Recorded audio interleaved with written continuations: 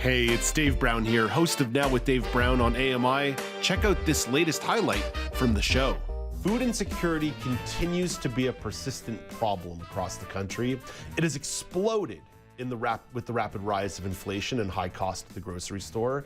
It's really important to understand the impact on people who are struggling to access affordable food and turning to food banks and other charities. Sherri Hanley is the Director of Policy and Community Action with Community Food Centres Canada. Sherri, thank you for making time to be with us on the show today. We're grateful. Thanks so much for having me. I appreciate it. So I set it up a little bit in the intro there, but how would you describe the current landscape for food insecurity in Canada? Simply, I'd say it's really bleak. It's horrible right now. Even this morning, I looked at the paper, and food prices, the freezes that grocery stores were offering are coming to an end. The prices are going up. We're in a national crisis right now, I would say. In Canada, we've got easily 5.8 million Canadians facing food insecurity, trying to decide they skip a meal, whether they can afford it. So 1 in 6 people in Canada are struggling with food insecurity right now, making tough choices about, do they pay rent? Do they eat food? Do they feed their kids? Can they even go grab a coffee, get their hair cut?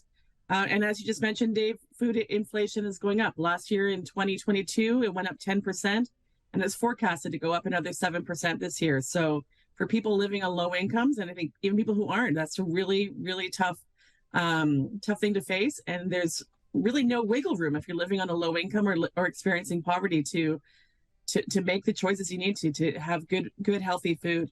And I would just say, as a country like Canada, where we pride ourselves on, people having access to human rights and basic rights, having access to food is one that we all cherish, and we're failing. When you identify a number like 1 in 6 Canadians, that volume of numbers is staggering. How proportionate is the struggle? Are there certain populations more affected than others?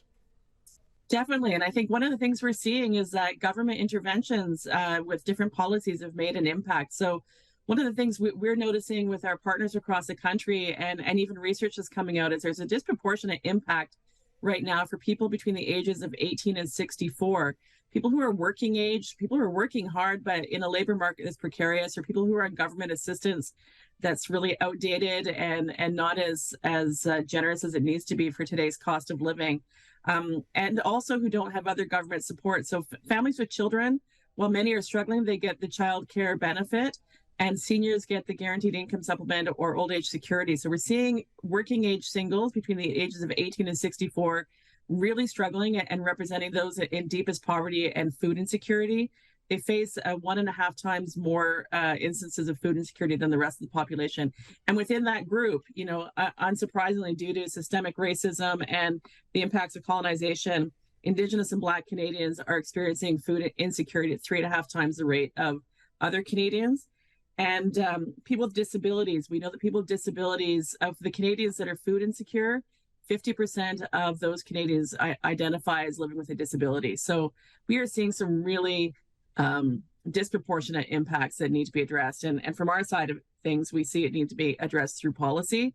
And with people living with disabilities, for example, we're watching closely the Canada Disability Benefit that's going through the House of Commons right now. Yeah, it's something that we're keeping a very close eye on in the show as well, that process and the timeline to get that money into people's hands as soon as possible. Food banks and food charities play a really vital role in supporting vulnerable people, but what was meant to be a stopgap has really become a staple, a permanent solution. How did that happen?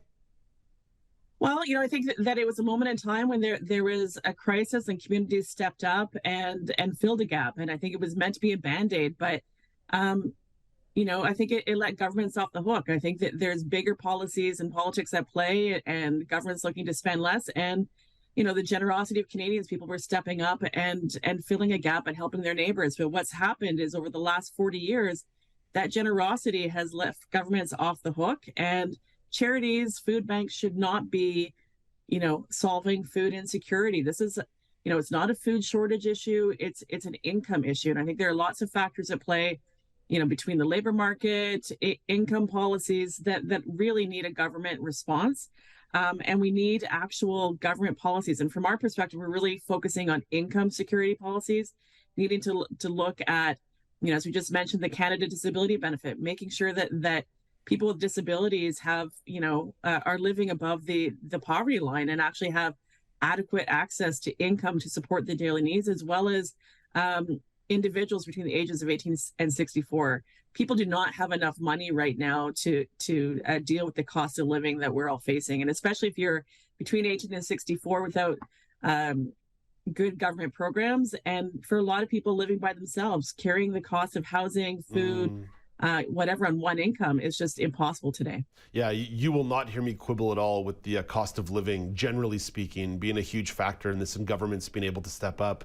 We talked about this issue on one of our news panels a couple of weeks ago, and we started throwing some spaghetti at the wall, trying to think of ideas that could be sound policy beyond simply saying income supplements, affordable housing. What other policies do you think could be explored to address this issue? Well, from our side, we really do see this as an income issue. I think there's some bigger trends, in the labor market, looking at how our labor market has shifted over time. I think, I look at my parents, they both had full-time jobs and have retired with a good pension.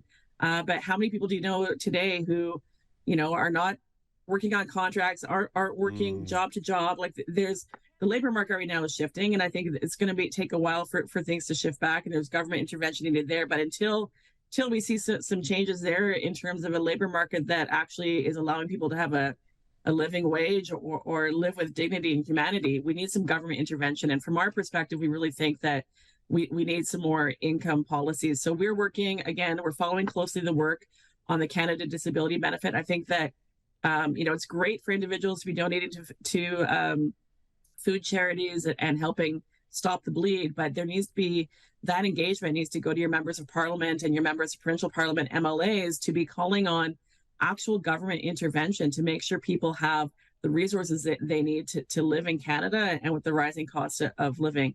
We're also working on trying to get government intervention at the federal level for working age singles. So a lot of people, minimum wage isn't necessarily enough with the cost of living, food inflation, and housing prices.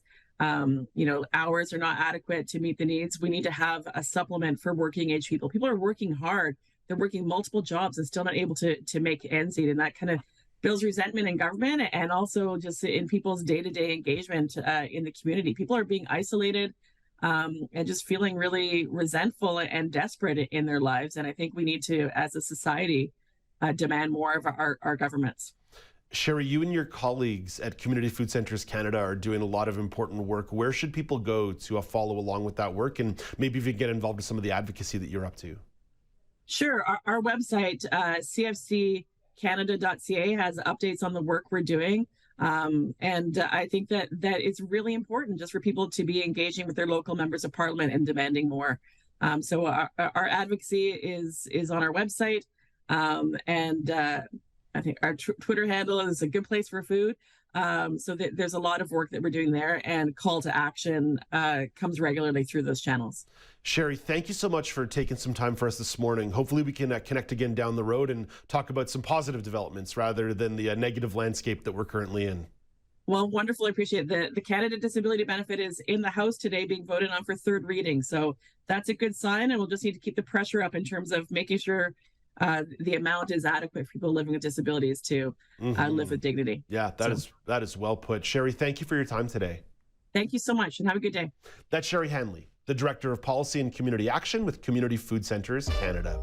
Do you want to dive into more conversations like this? Watch Now with Dave Brown weekdays at 9 a.m. Eastern on AMI-TV, or download the podcasts wherever you listen.